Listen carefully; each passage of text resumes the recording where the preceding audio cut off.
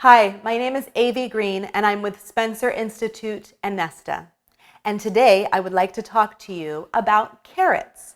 I can't tell you how many people have asked me, will carrots make me fat?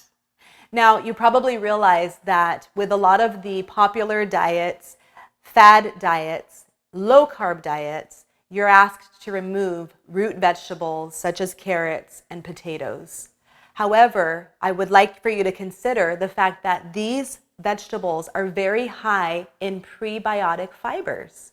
So you need to have that in your gut for a healthy gut.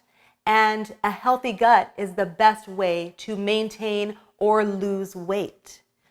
So with that said, don't cut carrots out of your diet. Eat your root vegetables, eat all of your vegetables, and keep your gut healthy. For more information on this topic, educational programs, certifications, and career training for coaches and trainers, visit nestacertified.com and spencerinstitute.com.